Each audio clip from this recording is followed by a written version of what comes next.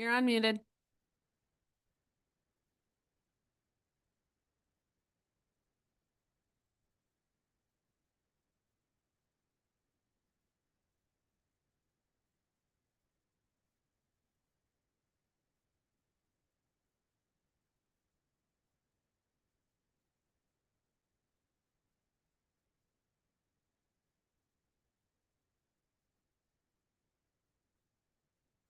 Great. I'm going to call this meeting to order. Good afternoon, everyone. This is the Benzie County Board of Commissioners study session. Today is October 14th, 2025. Could I ask for a roll call, please? Janat, Here. Markey, Here. Nye, Here. Roloff, Here. Sauer. Here. Please rise and join me for the Pledge of Allegiance. I pledge allegiance to the flag of the United States of America and to the republic for which it stands, one nation, under God, indivisible, with liberty and justice for all. Very good. Please be seated. We have an agenda before us. Move to approve the agenda as presented. Markey will support. Motion and support. All in favor, say aye. Aye. Opposed, motion carried. We have minutes to review from September 9th.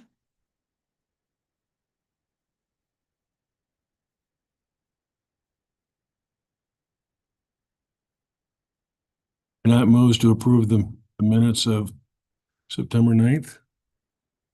Markey will support. Is there further discussion? Hearing none, all in favor, say aye. Aye. Opposed, that motion carries, and that gets us to our first public comment. Is there anyone who'd like to speak? Is that a yes, you want to speak, or you're just waving? I'll close public comment, and that gets us to our HR updates. I'm happy to give that. Today is a pretty big payroll, so Leslie is locked in her office. With the new fiscal year, there's lots of things that have to be put into the payroll system before we run payroll. So she's focusing in on the office. With this payroll are the COLA increases approved with the budget. There's various stipends and steps and lots of things going into payroll this time around. So, but once we get into the fiscal year a little bit, she'll start giving updates.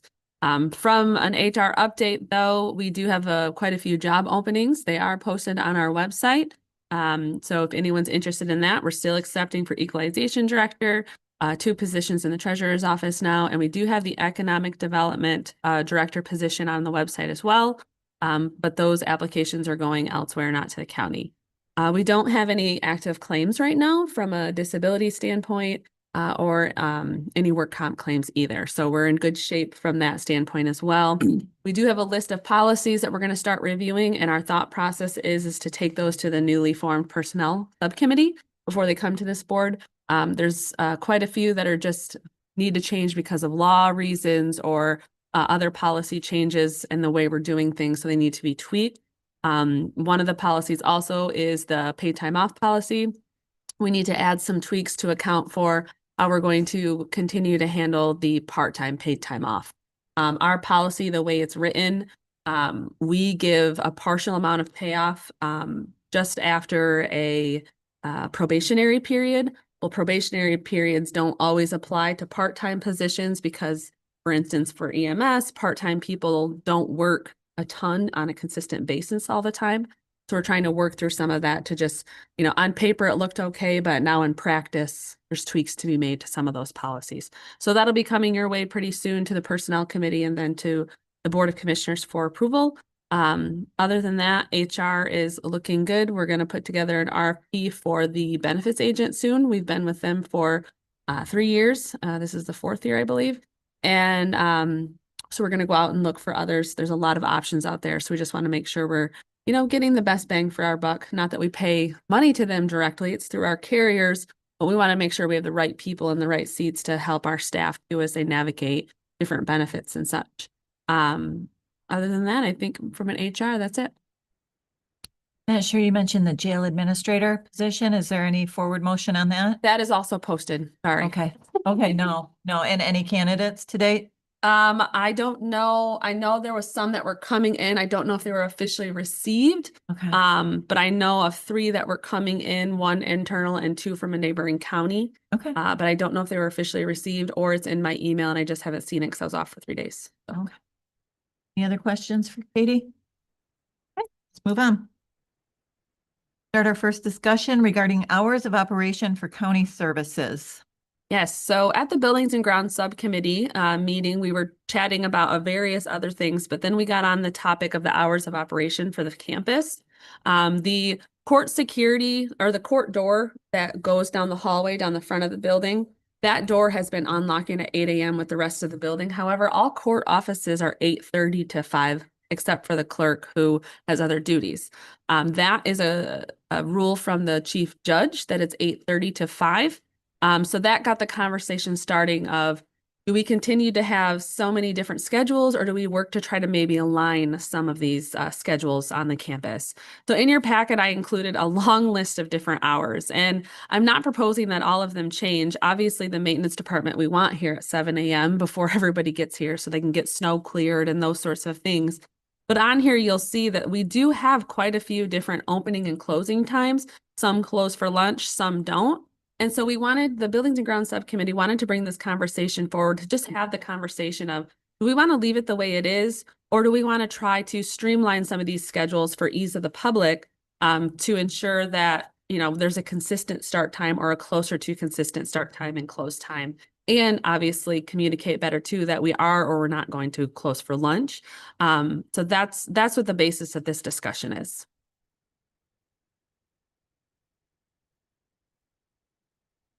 Questions?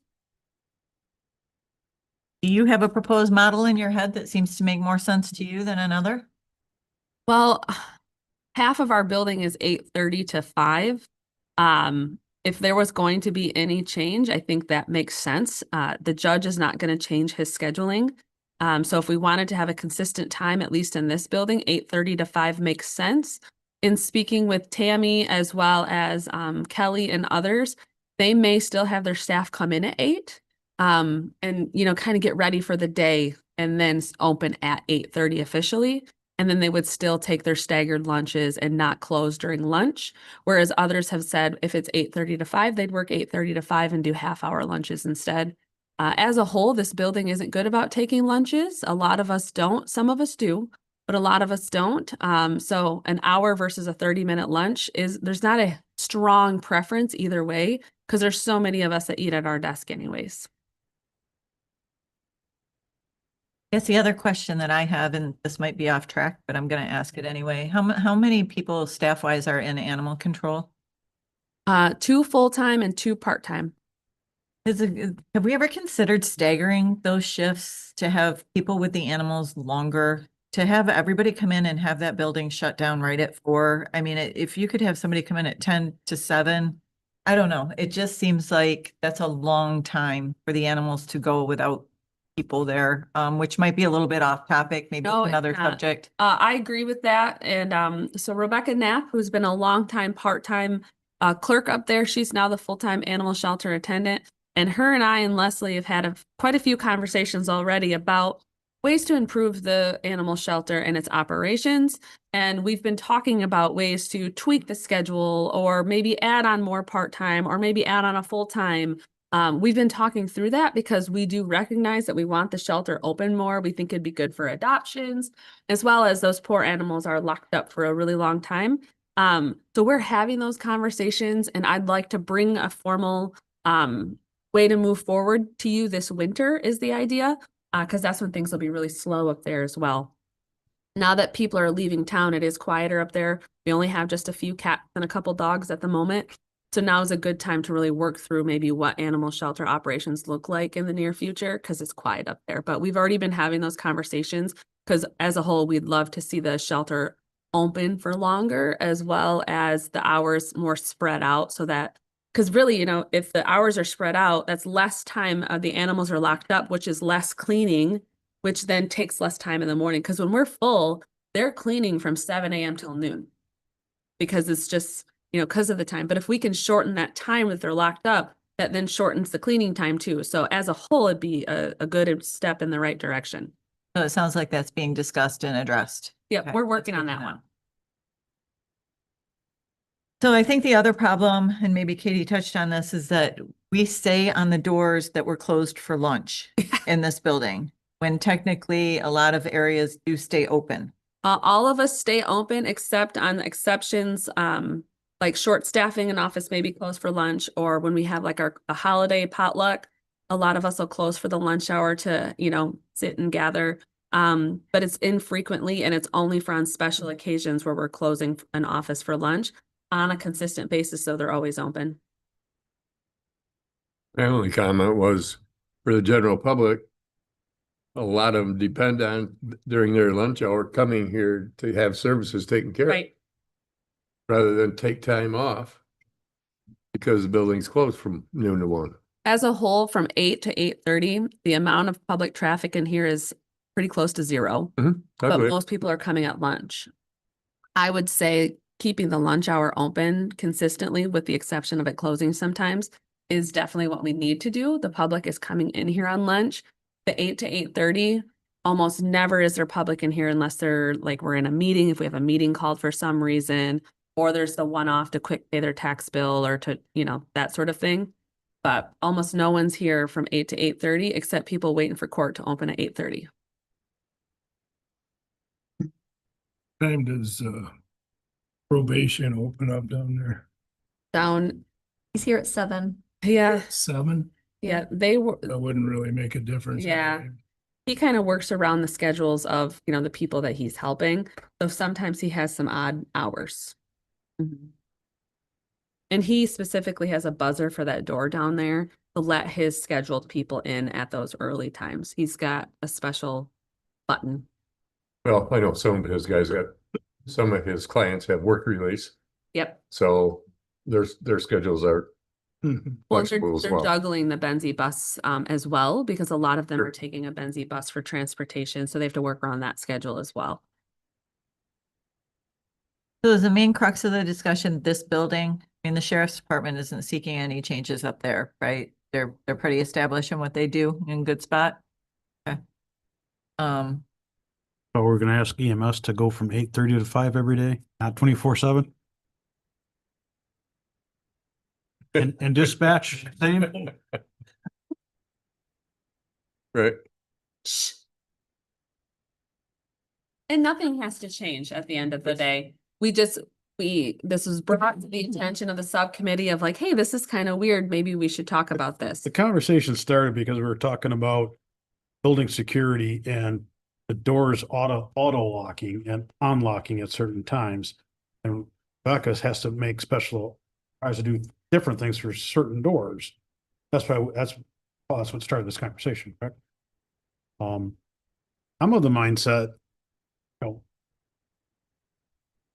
I can see the benefit of having scheduled times coming in at 8 for staff, which gives them 30 minutes to really, get ready for the day or finish some things up the previous day. So I mean, opening up at 8:30 to me, and then making sure that people know we're open for lunch, I think would be a good thing.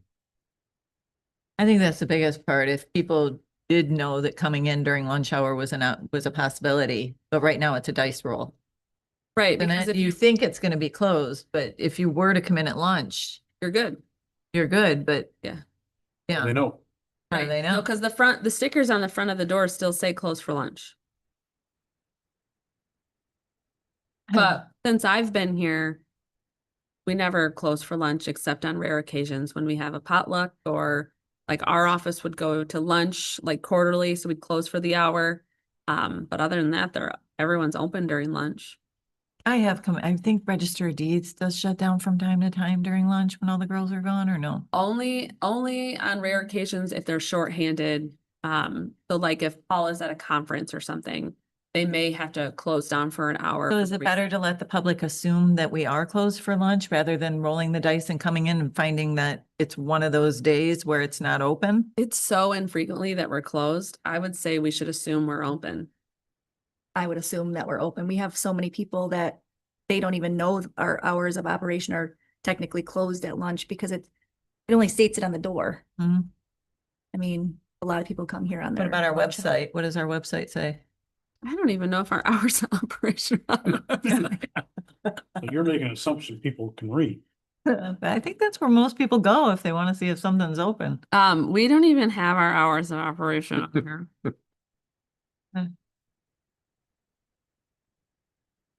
All right, and do you feel this is something that the board should address? Is this an administrative decision? I mean, we wanted to have the conversation here. Or do you have any If there was, input in the discussion? Consistency, that's Yeah. all. I believe this is an administrative decision, but I- all I ask is that you be consistent. so, because the Board of Commissioners and the chair of the board are like the top leadership of the board, you would need to tell us if we're changing our hours of operation. For the appointed offices, and typically the elected offices follow suit. A recommendation would have to come before the next board meeting. Right. Do you feel like you've thoroughly spoken with staff that you know what the will of this building is and what the consensus is would be the right thing to do? I've spoken to quite a few people in the building, and I have emails from quite a few people, but I'll go around again and just kind of have the real conversation, because when I initially posted out to staff, it was kind of like I don't want to say a pipe dream, but a little bit of like, oh, okay, whatever. Yeah, So that's that cool. it would be 8:30 to 5, remain open for lunch with staff taking either working lunch or a half an hour. Yep.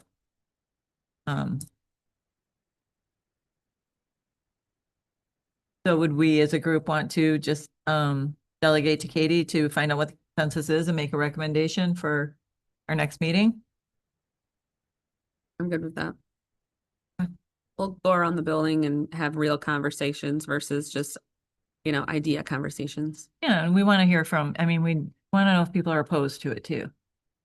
Doesn't Well, work for and some- nothing stops anyone from continuously working 8 to 5.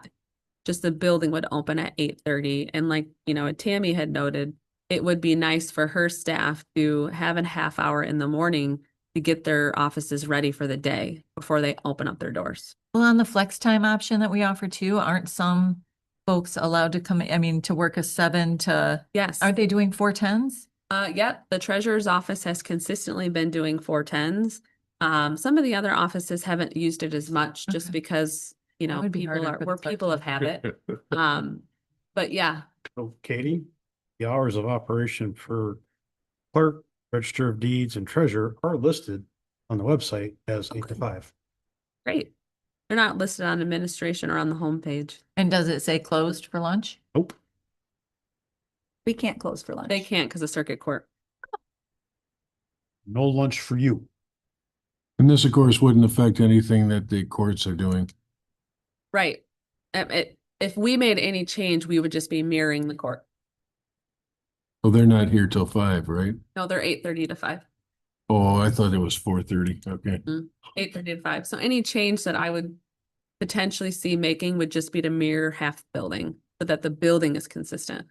But we don't have any say downstairs with like the building department because we contract them, right? We don't We have any. contract with them, yeah. I'm meeting with Nick Tech tomorrow. And we're gonna be talking about their contract and various other things, because we've been in contract with them since like 2012. So part of a new contract could stipulate hours. We could try for that. Well, what's the current contract say with them? Because you bring up a good point, Rhonda. From the last time I reviewed it, I don't think it actually has an hours of operation in that contract. It just says to provide the service for. Because if I heard you right, Rhonda, I don't agree with you. I think we tell them what hours we expect them to be here. When we talk about consistency in the building, it can't just be the upper level. We're going to have consistency in the building. It should be across. the board. Right, it would be equalization and, Right. the others. Mm-hmm. Right. Okay, we'll take those things into consideration and come up with something to bring back. I'll try to have some sort of formulated thoughts by the 28th. But right now, the recommendation's 8:30 to 5. Kind of, yeah. That's where you're headed with it. That's where I'm headed at this point, unless there's a strong thought from the rest of the building that's like, nah, let's just leave it the way it is. I think it's important to get employee input. Yeah. All right, but I'm also very sensitive to the public too, you know, and you can't really reach out to them as a whole and ask them what they want. But you can certainly, management should observe their own behavior and know when they're getting the traffic coming in. I think it's great that you guys are open to during noon. Although if nobody knows that, that probably tempers it a little bit. But I don't want to send the wrong message to the employees that I'm disinterested in their comments, but that's only a part of my decision. Yeah. Okay? And I do think consistency, if I'm a member of the, you know, I want to come in and get a building permit or get some documents downstairs, I'm going to assume that the building runs on the same hours. And if I run in at 4:15 and find it's closed, I've just wasted part of my day. Right, and that's frustrating. Yes. Yep. So I think, you know, anything that we're gonna do and whether we change or not, probably some info being shared on our website and maybe even a blast out in the newspaper. We could, you know, clarify some things. I tell you, probably the bigger groups would be, I'd try to get to the builders, the trades and the realtors.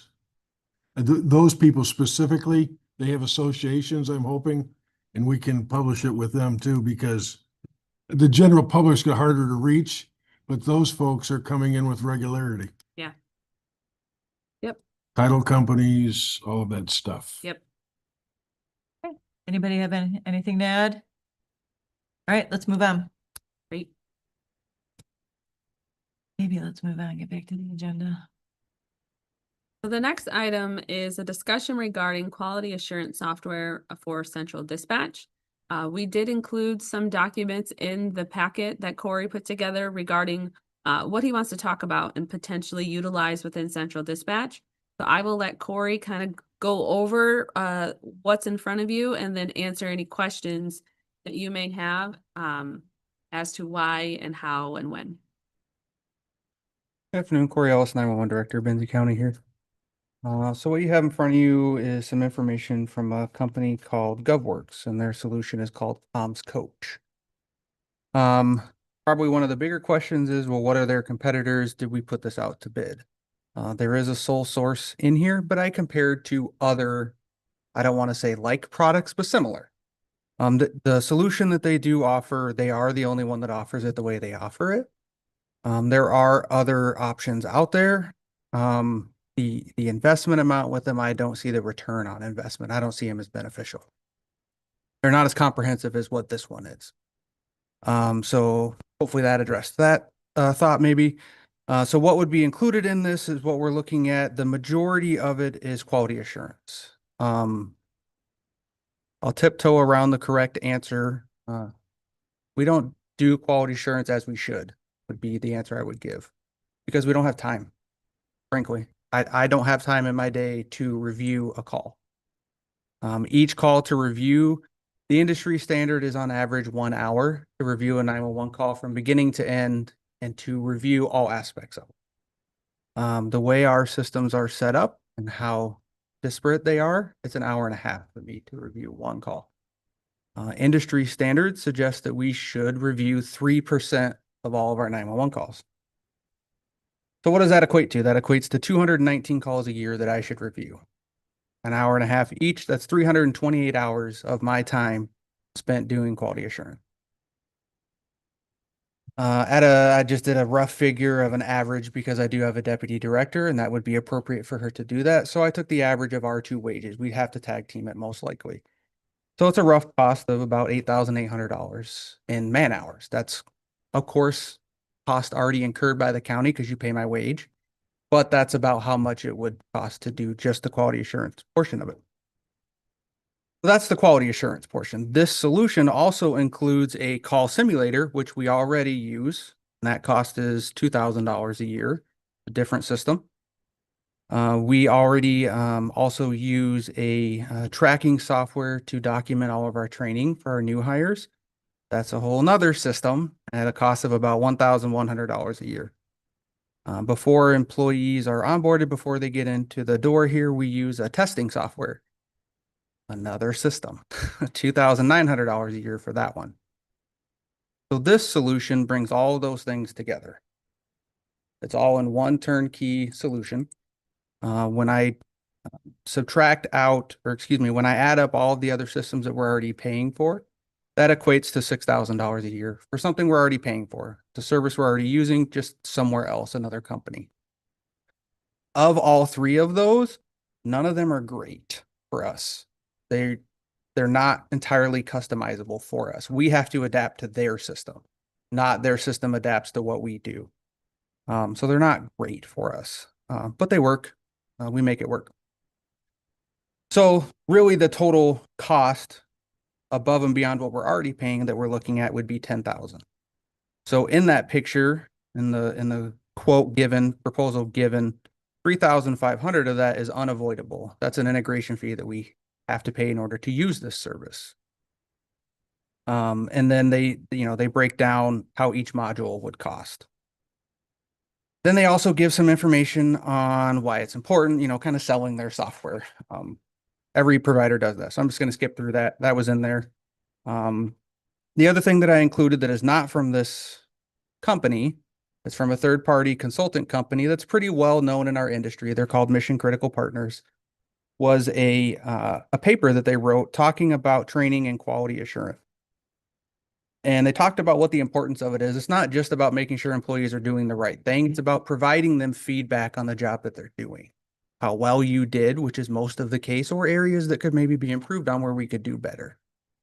So I wanted to include that also to show that this isn't just a vendor trying to sell us on something. I'm not just buying or trying to buy into something because they sold me or they bought me some fancy dinner, which they never did. This is an actual thing that we should be doing for quality assurance, and it's just not there right now. We don't have the hours to put towards it. This would fix that option or fix that issue, because while it doesn't automate the entire thing, it will learn our way of doing business. We will customize it to us. We get an off-the-shelf solution. It comes to us, we customize it. We work with the vendor directly to make it work for us, and it stays with us. It doesn't go elsewhere. They don't then take our solution deployment, put it back on their shelf and sell it to somebody else. It always stays here. So we always start, well, I guess I should say their clients always start with their shelf product, which is the same, and then they customize it. So our data is here, it stays here. The service that they use to process all of that in the cloud is the AWS GovCloud, which is very popular. It meets pretty much any standard out there. It's the Amazon Web Services Government Enterprise Cloud, basically is what it is.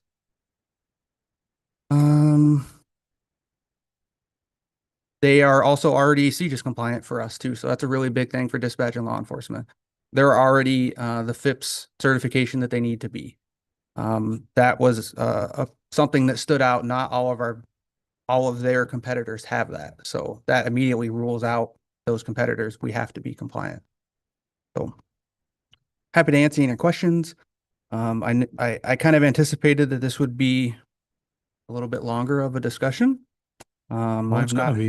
I'm not one to throw a neighbor under the bus, but I'm well aware of AI deployments in our region and how those things are going. So I imagined that this would be a conversation. So I'm here to answer any questions. First of all, no fancy dinner? Nothing at all, no. Man. Oh, I'll throw in if I could, just real quick. So this, the reason this feels rushed is this is a new company in Michigan. We would be the third to onboard with them. So they are giving us an introductory pricing. So that's why this feels a little bit rushed, that if we were to move forward, we would have to make that decision by the end of the month. If we don't, then we don't, it's fine. But so that's why it may feel a little bit rushed.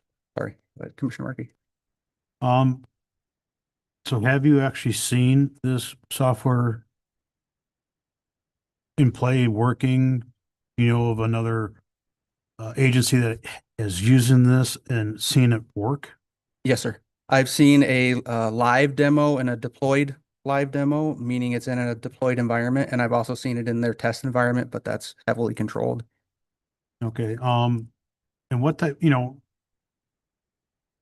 when it's powered by AI, I guess I'm going to have to ask,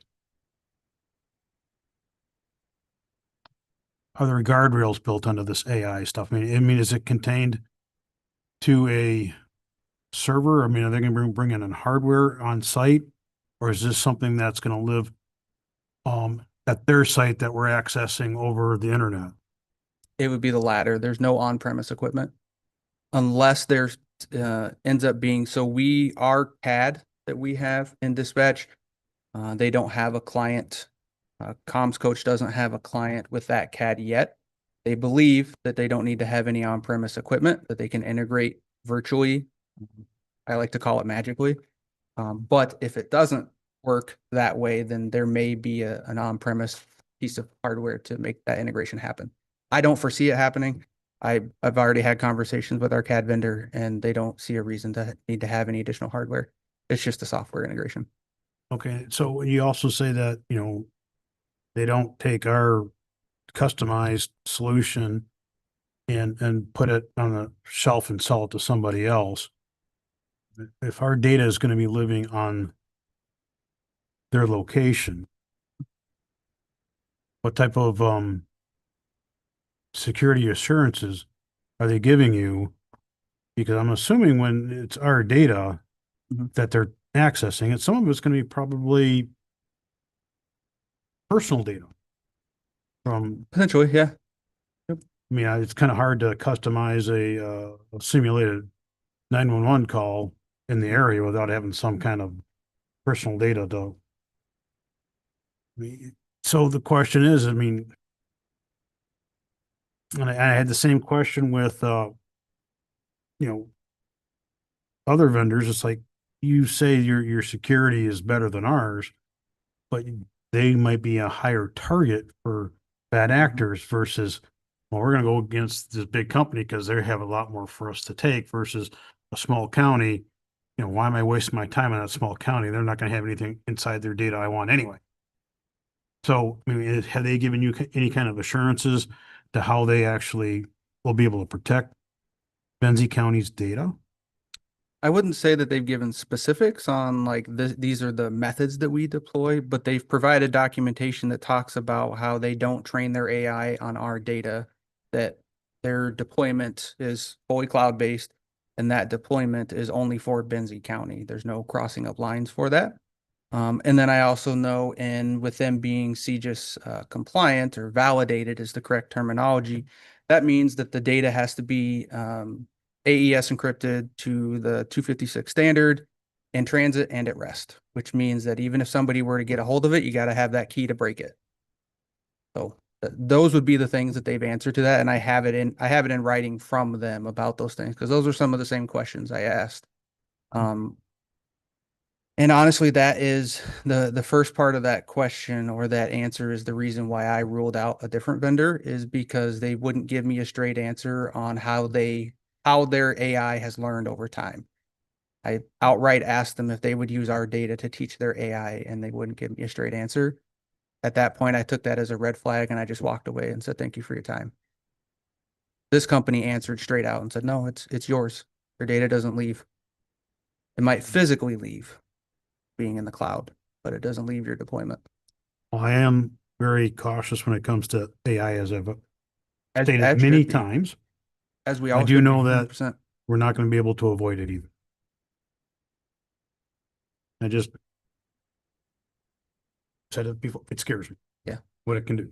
The other nice thing about this company that I just found yesterday was they actually have a portal. They have a dashboard that shows all of their security compliance. And there's no login, there's no nothing. Everybody can see it. So to me, that was another good gesture on the vendor to show that these are all the things they're compliant with. These are their security practices, their control measures, et cetera. Anybody can look at them at any time. So that might answer some of those questions. I haven't gone through. There's hundreds and hundreds of items in that dashboard. So. You know, BSNA that was asking these questions too. I didn't really like the answers, to be quite honest with you. Oh, I hope you like mine better. Looked like you impressed him a whole lot. Did you factor in any cost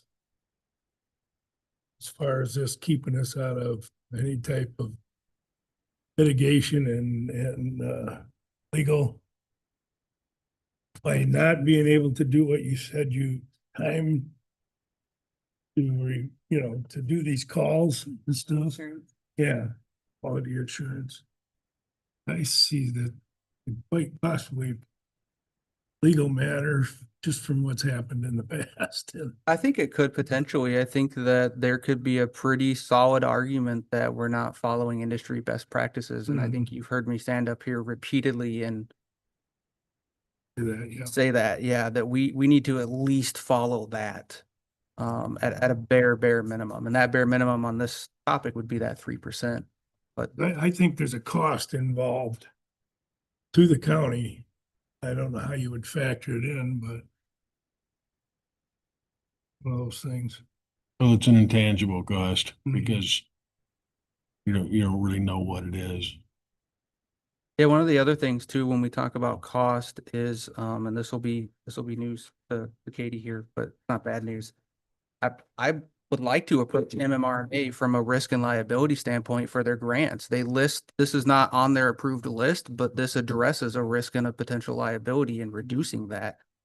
To me, I personally think that it could qualify to at least be submitted for grant. Whether or not they agree, I don't know. But I would venture to try. That's really where my motivation comes from, is that risk and liability standpoint. But that's majority of it. I think it's important that employees also have feedback. And I think that's how we get better, and that's how we continue into the future to sustain. But from a liability standpoint, I think that's pretty important. So Corey, do you know of any dispatch centers that actually used AI to answer their phones? Yes. And did it work out well? I don't have intimate knowledge to know whether it did or did not. They still using it today? I also don't know the answer to that. You mentioned an industry standards. Do you have is there a body that actually sets industry standards for dispatch centers? Yes, there are two of them. NINA and APCO are the two main ones. APCO is the Association of Public Communications Officers or Offices, and the NINA is the National Emergency Number Association. They both have different standards, different guides. I see them as they kind of compete with each other. Their standards, they don't both have a standard on something, but they're both trying to do the same thing. But yes, there is. And so the one that I reference is actually from both bodies. One talks about quality assurance element from an employee perspective. The other talks about a quality assurance, quality improvement from a department perspective, putting on the risk and liability hat. So that kind of answers the question for Commissioner Sauer. You know, we are at risk as a county if we're not following industry standard. Is there a backup plan A backup plan in regards to, in the event Comscoach isn't what we think it is? as far as like looking for another solution, or as far as pulling out from them? Both. Thank you. Both. I don't think that they have it built into their proposal the way maybe a neighboring AI that's completely different than this. They're not comparable. That you can pay for the first year. If you don't like it, you pull out and get your money back. That's not how this one works. But if it doesn't work out as planned, I think that would be a conversation, and it would probably be bad for them to not engage in a conversation on that. I mean, they've already proved themselves, correct? Yes. Yep. So I would think it would be reasonable to ask them to put that in writing, saying if you're not satisfied with the product, you know, a year from now, we'd be more than happy to give your money back. I can ask them. It's not a conversation that we've had.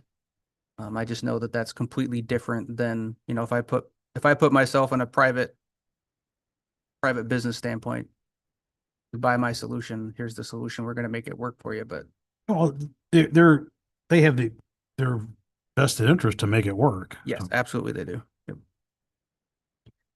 Corey, I have a number of questions. Yes, sir. Most of them may not even apply. I'm just spitballing it with you, okay? I do want to start out by saying, and this isn't to soften anything, but as I've said to your employer or your boss, I really like the aggressiveness of how you approach these things. I know sometimes you're kind of reaching for the sky, but I love the aggressive attitude, trying to keep us modernized, okay? So my questions aren't to sabotage your efforts. But I have concerns about AI. Tell me, you had said on the onset that compliance suggests that you do about 3% audit a year, right? Yes, yeah, that would be industry standard. How many, if you were to employ this, how many audits would be taking place? That's a great question. I should have covered that 100%. Okay, so 100% of it would Yeah, be this isn't checked. to address 3%. This is to address 100% of 911 calls. There were some questions, because these quite minor, in no particular order, if I can continue. There were some questions about the contract. Is this a multi-year contract? So no, this contract is very similar to a contract that we have with Chief 360. It is not a multi-year, but what they did, and I think in their good faith, is saying that, listen, you're signing on for a year, but we're going to price lock it for 2 years.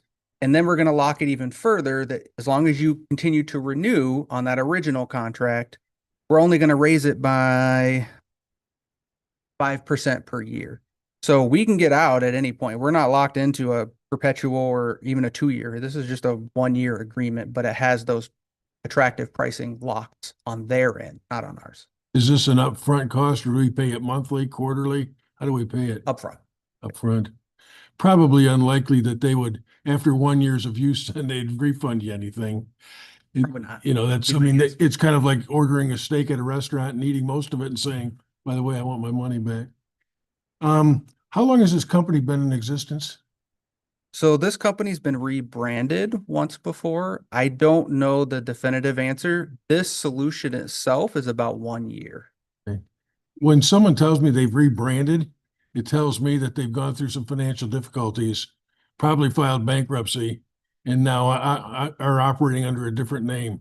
Do we know that to be the case? I don't know an answer one way or another on that. Is that important to make a decision on this, to know that? I would say yes and also no. I would say yes because it's my takeaway from this organization that it is unlikely that in the 1 year, if we were to approve it, that they would be gone, disappear in a year. They are very aggressive in Michigan right now with gathering clientele. And they are very aggressive in something that I don't fully understand, but it's that seeking investors. I don't understand how that whole world works. It's very foreign to me. But I do see them out there, their name, and I see more and more clients engaging in contracts with them. So I don't know how they'd respond, but you might want to consider asking them for a copy of their financial statement to make sure that they've got some reserves in place and they're not just working off the cash flow as it comes in, because that would be an indicator. With AI, it's my opinion, not being well educated on this, but I think that there's going to be a number of lawsuits with artificial intelligence making decisions for businesses going forward. What's the risk? Help me understand what the risk might be and how we're going to mitigate that risk. Sure. So this solution, I guess you could say, yeah, you would say that the training module of it is technically going to make a decision, but it's not going to be the end decider. Everything's going to land on my desk, and then our current practice that with our current testing software for pre-employment, it comes to me. I look at it. I kind of decide yes or no based on the results of that, and then I take that and I haven't had to go to Leslie yet, but I would go to Leslie and say, here's kind of my takes on this. What are your thoughts? Yes, no, proceed from that aspect. So this solution isn't the final decider of anything. It basically makes a recommendation is how I would look at it. Any decision that it were to make would come to management's desk at a minimum. Okay. And you had commented that the currently to do audits, that's split between you and one of your employees. Yes, my deputy director, we'd have to split that. What would you do differently with that time if you don't have to do it? Oh man, there's a list of things. There is a laundry list of things that I He just really cannot needs to get work to. on his golf game. Yeah, okay. So one of the really important things, and I have talked with Katie about this as well, is our GIS data. And that was something that Becky started before me. We're still a mess for 911. We have made some huge improvements, but it takes a lot of work from our perspective, and we have requirements that we have to meet to be next gen 911 compliant. If we don't meet those, we're no longer eligible for surcharge money. That's a requirement to collect that. So that's just one example. Another example that I talk about quite a bit is I don't really have the time of day to sit down and have thoughts on what a strategic plan looks like for 10, 15, 20 years for Benzie County 911. There's just so many things going on that are higher priority because they affect day-to-day operations right now that I have to address those. So you get this audit report back. I'm assuming you get some kind of reporting mechanism. How does that information make your area of responsibility more efficient? So it would allow me to review the data that it provides, its report, its grading scale, and it will pull all the supporting documentation as well for how it did that grade. It allows me to review all of that in roughly 15, 20 minutes instead of an hour and a half. And then I can also look at, after, I would say maybe after about 6 months, 8 months, or maybe not even put a time on it, but when we're comfortable with the solution is working correctly, we've had minimal to no errors with it, then we just start looking at the reports that are not good. And we know that the ones that it graded that are good, they are actually good. We have verified them. They're all set. So now we have shifted our focus to the other side of the table, and that'll be even less time. So that would be where I see the value in it. Hopefully that answers your question. So this would help the performance of each employee, is that it? Correct. Yes, this will provide them feedback to make sure that we're meeting industry standards. For every type of 911 call that we take, there's a standard for what questions we should ask, how fast we should process it, all of those things, data gathering, data entry, notifying responders, et cetera. This system grades all of that. It pulls it from all the disparate systems, generates a grade and a report, and provides all the supporting documents and a dashboard that me and my deputy director can look at and say, yep, we're going to look at this, review this quickly over 15, 20 minutes. Everything looks fine. So you could customize training to each employee then, Yes, sir. based on whatever their weaknesses are. Yes, sir. But don't we already customize training? They're all taking the same, they're not It's taking cookie the same cutter. training? It's cookie cutter. So once you make it through training and you're off of our training program, so when you're in training, yes, it's customized to them and we focus on what they need. Once you're out of it, it's state requirements. And then I listen to feedback from them on what they want to go to.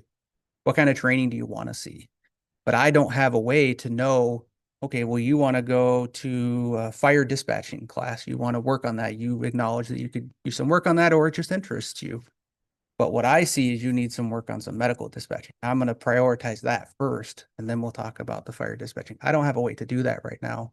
I don't have any report mechanism to show me and to justify that, well, you're kind of below standard in this area. Let's focus on this first.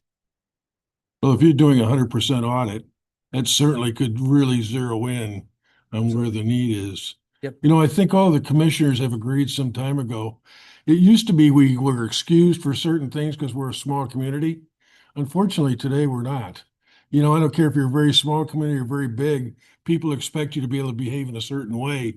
And what I'm hearing you say is this software would get you into compliance where we need to go. Yeah, I think it absolutely, it's a tool in the right direction. And I would piggyback off of saying that was really one of my big pushes for having emergency medical dispatch, which we were able to see through. The community expects that. They don't really care what 911 center they're calling. If they need help, you're going to help them or they're going to have a problem. And I would agree in this aspect as well. There's an expectation from the community. I think that's all the questions I Yeah, have. actually, because of you, I got several more now. Good. I'm always interested in your input on these things. So Corey, help me understand, how this quality assurance is being done by AI. Is it actually listening to the conversation between the 911 caller and the dispatcher, or is it looking at the notes, or both? Yes, It's doing both, and it's after the fact. It's not live. So this is after, with this system, it will take into account the CAD notes, which I know you're familiar with, but that's where we input and dispatch all of the data relative to the call. When Bob calls, well, sorry, I'll use a different Okay. name. When Joey calls and says Susie stole his car, you put notes in the CAD call. So this system will get all of that information. It will get the 911 call, and it will get the radio relevant to that. There's some learning that's going to have to happen to get it right. But it factors in all of those things, and it evaluates all of it. It even evaluates the tone of a call taker. So how does the AI determine whether it was a good quality call or not? It goes off of, so for that answer specifically, it will go off of the APCO standard. The APCO standard has approved guidelines and scoring in different areas, such as customer service is one of them. Did you ask the location? Did you ask the phone number? Did you verify those? It will grade based off of that. And if it doesn't find it, then you don't get the points for it. So that leads into my next question. Now, this is also for training, right? Yes. It does simulations and stuff. Yes, sir. And also, this could also apply to the QA aspect as well. To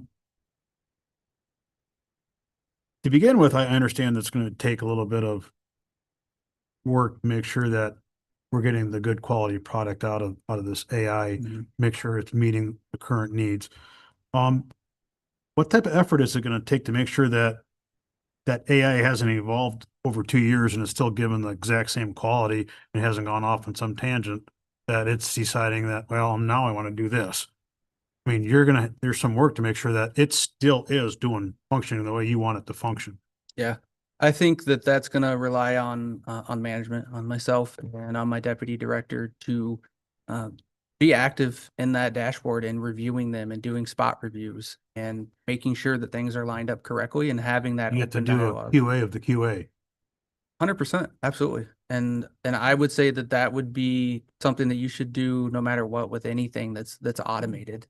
You've got to make sure that it's still in line with what you deployed it to be and your expectations of it. That's one of my concerns about AI is like, it's not stagnant. Correct. And that's and so that leads me to another question, about things being stagnant. And Art, you touched on this about the company that you're looking to use. They got rebranded. Who knows why? I'm sure we can do the research and find out why. But, a company starting out just now when they're aggressive could be great to get on board now because they could boom and be the largest company like this in the United States. Fine.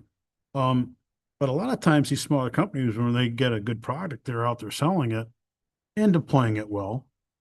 Either sometimes a mistake happens, one lawsuit, they go belly up, or they sell to a big brother who comes in and doesn't give a rip about rural northern Michigan. And they're going to come in and say, well, yep, well, your contract is going to have to be with us now. We have to renegotiate it. And the price is now 5 times what it used to be. Right? That's a concern I have as well. We've seen it happen well, I've seen it in the fire service with lots of reporting software. Used one, newer company, got sold out to a bigger company. The bigger company says, yeah, you're going to use our product now, which I didn't like, and we're going to charge you 3 times as much. Sometimes there's a value in doing business with a boutique company. Yeah. Because you get better attention. Exactly right. I believe that's the actual case. That example is the case with our CAD product right now.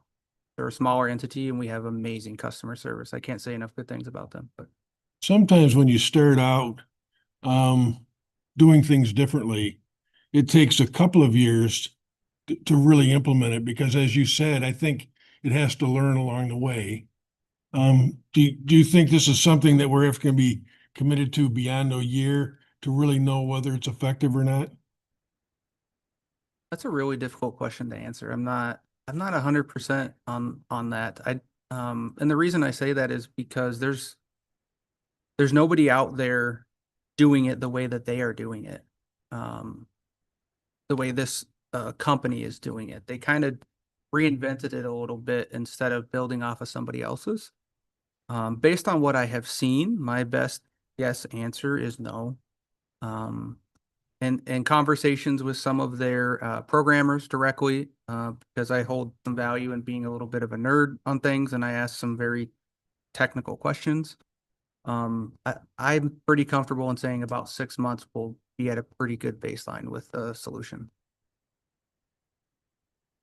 And are you prepared to spend a lot of your time and your deputy director's time on this? Because I suspect some work involved is going to be you doing it.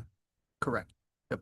Yes, we are. And even to follow up, as you know, well, I just said 5 minutes ago that I don't have a lot of time. I don't have enough time to address other things. The way I would look at addressing this is going to free up some of that time. So if I can dedicate some time now, and while it might be more down the road, I know it's an investment to free up other time. So sure.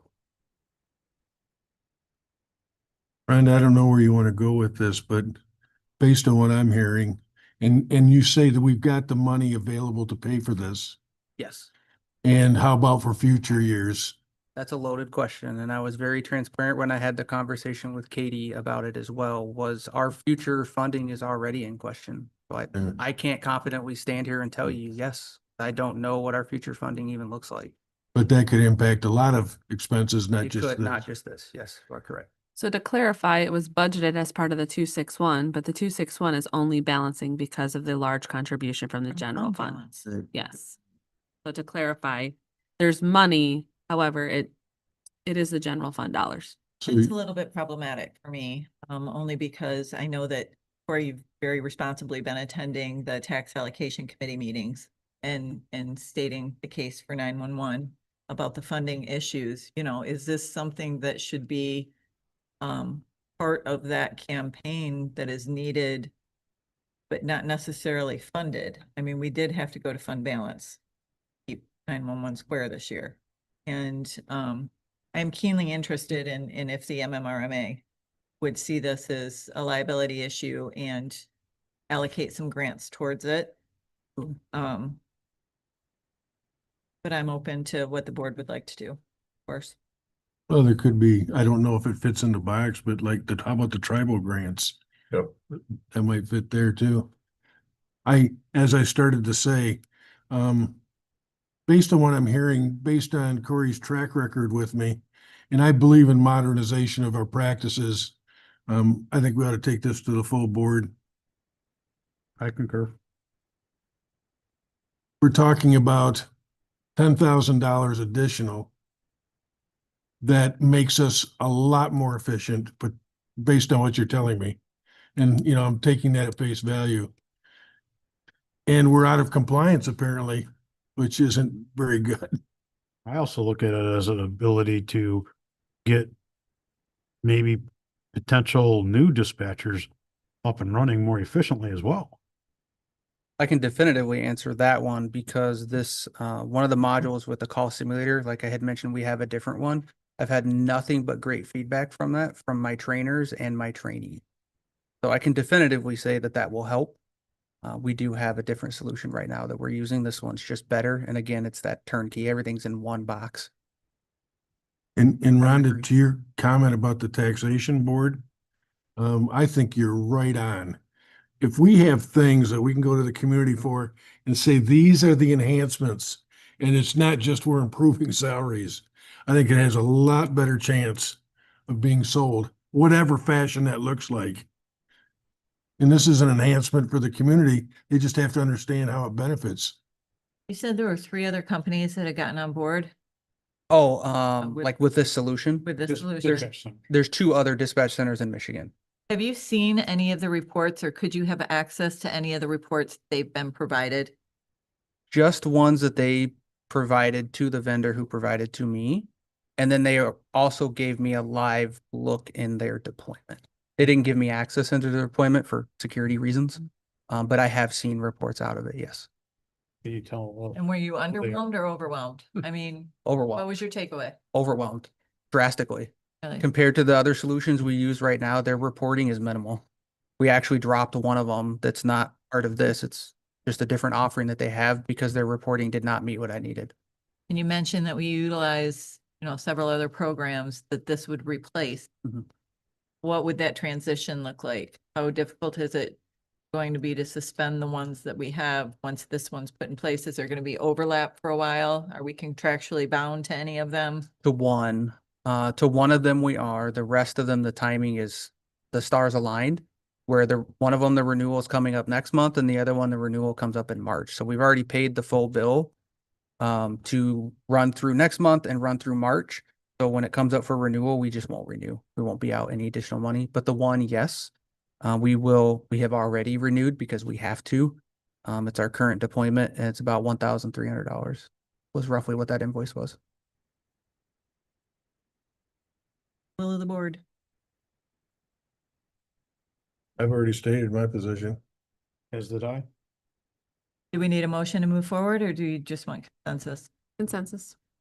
You'll take action at the next meeting. Thank you. That was a very thorough presentation, Great, as great. per usual. I only heard 2 consensus, you, Gary, and Bob. Yes. Got it. Ugh. That's 3 of 5. You know, She doesn't need us, Gary. Huh? She doesn't need us. You never did. I know. That's why I got her the cow thing. Thank you. Thanks so much. Good job. Okay, let's move on to our discussion regarding EMS. Yeah, so we just wanted to have a quick touch point about EMS and kind of where things are at. As you know, we're working on Station 3 and the changes of that.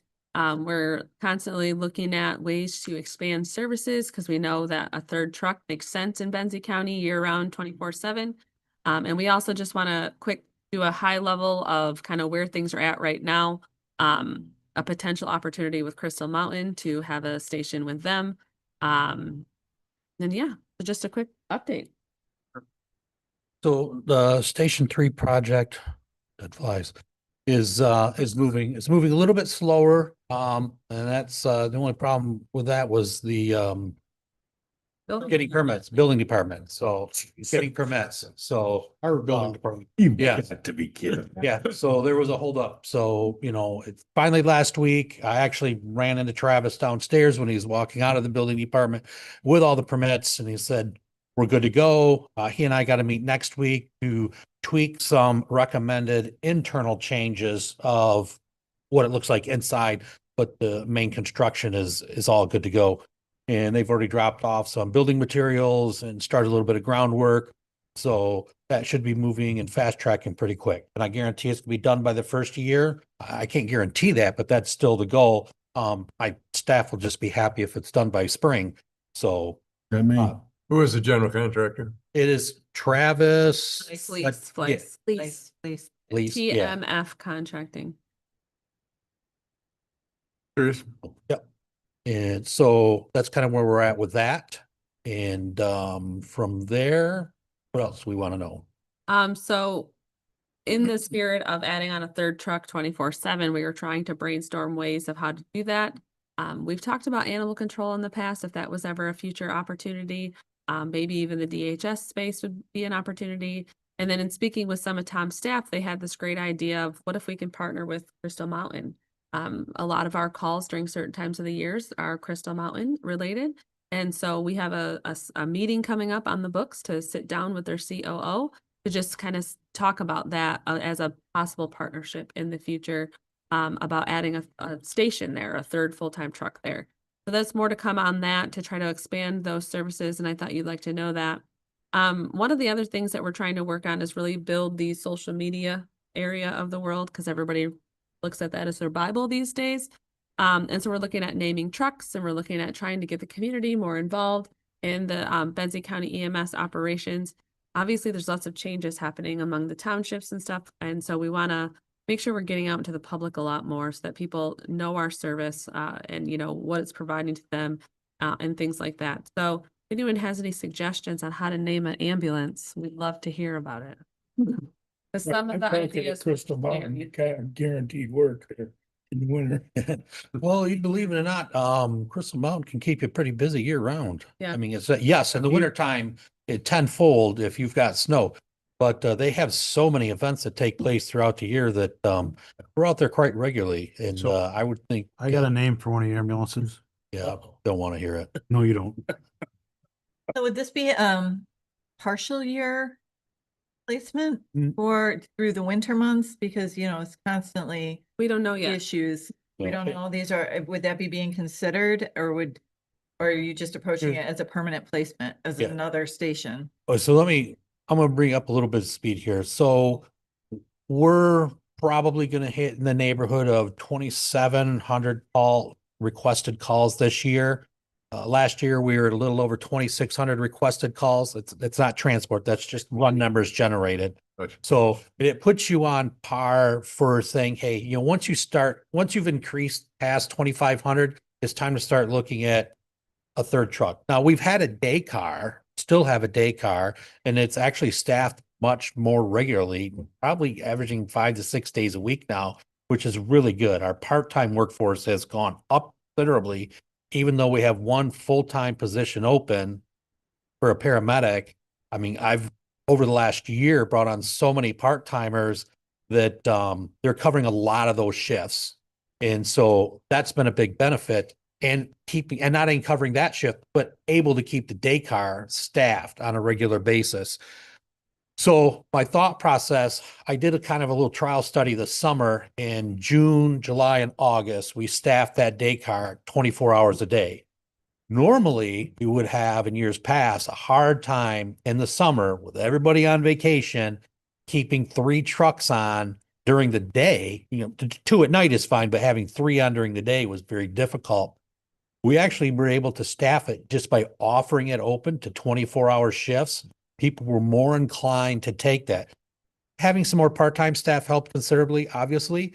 And yes, we did incur some overtime, and none of that was budgeted for, but we still stayed within our budget. So this next year, I'll be doing the exact same thing. But what I would like to do next year, when we start budgeting for the next fiscal year, is budget for that truck to stay 24 hours year round. Doesn't mean we have to run out and hire a bunch of full-time people. So I want to clear the air on that. Because you can start by keeping it staffed with as many part-timers. Then as we are able to or decide to add on more full-timers, you can add a full-time person on, knowing that there's going to be part-time working with that person until we slowly build that up at a more comfortable, slower pace. We've still got our 2 trucks that I have mandated to be 24/7, 365. So once we get that 3rd truck up to that level, then we'll say, all right, we will always have 3 trucks on 24 hours a day. That's not going to happen overnight. That's going to take some time.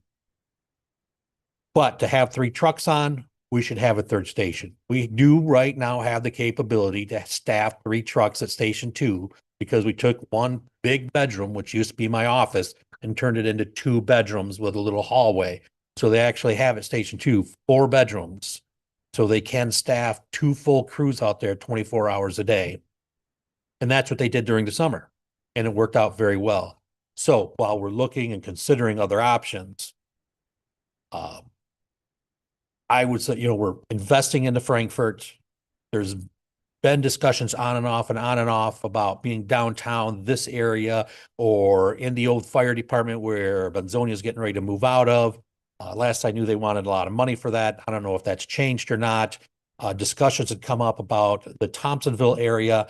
I do say that Crystal Mountain, Thompsonville area is a key location. And the reason is, and I don't want to take away from Benzonia, but if you're on that 115 corridor somewhere around that area, you're not that far from Benzonia. You've got that part of the county fairly well covered then. We've got the Frankfurt and that area of the county well covered. And then you've got the Station 2 that's covering that area as well as up into Thompsonville right now.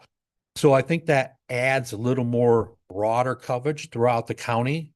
And strategically, that would be I think a good location. I think having a stronger footprint within that greater Thompsonville area is key. And as far as the Benzonia option, I know you, Rhonda, had asked about that, or They countered, an offer was made, they've countered that offer. I'm sure they know right now whether it's been accepted or not, but they were working with the Conservation District for purchase of that building. at this So- point it's off the table unless for I would something believe something so. falls through. Yeah. Okay. And I think when we were approached, if I remember right, quite a while ago about, hey, would you like to move into our building or whatever, or purchase the building, however that went up. There were some walkthrough and discussions, and it was determined that probably the renovations that would be needed to bring it up to code would be probably more than just building a new facility. And did the township in their new facility just build to their needs? There's no extra bay or anything for a They day trip did. there? When I first started, and this goes back when Mitch was here, they approached us and wanted us remember to that. partner with them. It was a selling pitch to their community, but they wanted to charge us a lot of money. And Mitch and I both agreed that we can build our own station and have our own thing and do our own thing, not have to worry about problems that come up when you take two entities and bring them together into one. So as well as you're going to save money in the long run, and, you know, having these like, okay, you know, what kind of contract are we going to have for occupancy? You know, in 10 years, are you going to say, we don't want you here anymore? You know, after we've invested into that area, and then here we are trying to build a new place. So we just, and I'm not saying they would do that. So don't think that at all. And I don't think they would do that, but you have to look at all those, and you have to, you know, cross your I's and dot your T's, right? Maybe the question is premature, but where would you be at? Is there already a facility at Crystal Mountain you can utilize? No. So there was some, and we did a little bit of preliminary brainstorming. You know, they've donated some property for a housing project. A brief conception was, are they willing to work with the county on helping us acquire some property to where we can build a small ambulance and garage to house an ambulance and a an ambulance station and a 2-car garage, and see where that goes from there. Okay. I think they would be open to the conversation. I'm pretty sure in some capacity, even if it's like, hey, you know, we'll tell you this at a greatly reduced rate, or we'll like contract it out to you for this piece of property for life for $1 a year, like Paul Oliver did with their the station we have over there. You know, I think they'd be very open to that because they utilize the ambulance services, especially in the wintertime, a lot. I mean, if they're making snow or snow is coming down, we're out there. You're out there in the summertime too. And we are. You just listen to your scanners. You can probably listen. Did you bring it? Just download like Chief 360. Sounds like it's going to be an interesting conversation, and I'm sure you'll report more to us. We would probably be remiss if we didn't ask how the transition, we're aware that Elmira Township went ALS. Right. How is that transition going? So far going just fine. They seem to be ALS most of the time, most days. So I was under the impression that it was just Brad and Danny, but then Corey said they've got like 5 part-time paramedics. So I think it's more than just Danny and Brad. So they do have some other people that are helping them out in this transition. So I think their biggest hurdle is going to be, which I hope is resolved next year. I believe they go out for either a millage renewal, and I'm sure they're going to have to go out and increase their millage, and I hope they're able to get that passed. That'll solve their funding mechanism, because some of the other strategies they've tried to use for funding this hasn't come to fruition like they were hoping to. So they're going to have to go out for the taxpayers for, I would assume, more money. I mean, if they're going to run an ALS truck 24 hours a day, 7 days a week, and the reality is when you're on the Bennett bill, so you're not familiar with the Bennett bill, allows you to be an advanced ambulance one day and maybe only be BLS the next day. That's what the Bennett bill is designed for. So it gives you an opportunity, it gives you a time frame to build up and get your, you have all your equipment, but it gives you time to get personnel, because you're not going to be able to hire everybody all at once. So should they have pitfalls or anything like that, the county stands ready to cover that area though? Yeah. So, the idea, and that's kind of like that really kind of changes a lot of things now that they're going ALS or are ALS, but still under the Bennett bill. It changes operations. And that was one of the proposals that I had to Katie was, if they're going to be ALS, there's no reason for us to be doing intercepts with them. Like, if your ALS, take your ALS calls. If we're out of trucks, you're going to come in and take our calls, ALS. If you're out and there's another call that goes in the area and we're coming in there, we should be transporting that patient in our truck as an ALS unit, not doing an intercept if you're able to put a BLS truck together. I would like to see us eventually work towards getting away from doing intercepts, and like it's an ALS call, an ALS agency is taking it. If it's a BLS call, a BLS agency is taking it. So if their ALS truck is out and they can get 2 EMTs in and they have a BLS call that comes to their township, have at it. And I'll go on record the same thing at Thompsonville. You have a BLS call in your coverage area, take it. Go take your BLS call. If it's ALS, I would like to see a day come where we're transporting those ALS patients and not doing intercepts. And that'll probably be a topic of discussion at the Most certainly will. topic that was just approved this morning. Right. Right. Any other questions for Tom? Yeah, thanks. Anyway, I got a couple for you. When you talked about this, another truck and another crew and everything. Yep. Are we looking at going to the public and asking for an increase in the EMS millage? Well, we just did that this last fall, so that's not my Do you- intent. So, You think we have financially, we can afford this? well, that's why we're not going to hire a bunch of full-time people. The other question I've had, and I think we've asked this a few times. Could you make us a map of Benzie County and put the stations and the numbers where they are? So Oh, yeah. when I'm, Fire. Well, this is actually Station 1, right? The county building? Yeah, it's considered Technically? station one, yeah. Yeah, and that's what's confusing, because we say 3 stations, but we only know where 2 are, Yeah. because this one counts, here Yeah. counts as 1. It's my office. Yeah, 2 is that's why I out, want the map. 2 is out on Yeah. 669. Somebody and asked 3 is me where it Frankfurt. is, I said, Yeah. there you go. Yeah. I appreciate it. Yeah. But I like the idea, but if it's possible to get the crystal ball. Right. You know, I think that Yeah. would suit. yeah, and the whole idea is to, you know, try to put 3 cars on 24 hours a day slowly. We have 2 and we run a day car. So we're only taking that day car and adding on another 12 hours. And it won't be every day initially. It'll be, you know, sporadic, and then it'll slowly fill in, slowly fill in, slowly fill in. Then when the time comes where you're like, we sit down, Katie and I sit down on a budget year and say, we can afford to hire on 2 full-time people, then we can post, we have opening for 2 full-time people. And as those get filled, then we can reevaluate, because we're always going to have the 2 cars, and unless all the part-timers for some reason just poof disappeared, you don't have any, and you're paying overtime. But as long as we can keep part-timers, and we've always had a pool of part-time people. We've just been fortunate over the last year. We've got quite a pool of part-timers built back up again, which is good. So we'd like to see that. I was curious about your overtime too, but Yeah. sounds like you're doing all right. Yeah, we always try to fill shifts with part-timers first before we offer it out to full-timers. And I guess I would just finally offer, I saw it in somebody's report, but at my township meeting, Chris Parrish was there speaking on behalf of, and he Yeah. did a great job. And I Cool. think the community really appreciates hearing from you folks, and he represented you well. Yeah, Chris and I had been talking about this, about that specifically for a while now. So he kind of transitioned out of doing quality assurance, and I have someone else that's doing quality assurance.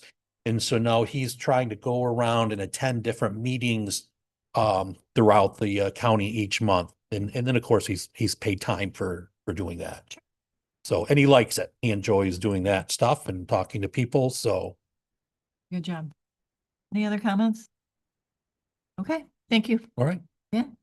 Have a wonderful day. Thank you so Thanks, much. Tom. And I believe that brings us to our final public comment. Seeing none, I'll close public comment and look for a motion to adjourn. Do adjourn. Quick. We, I'll second it.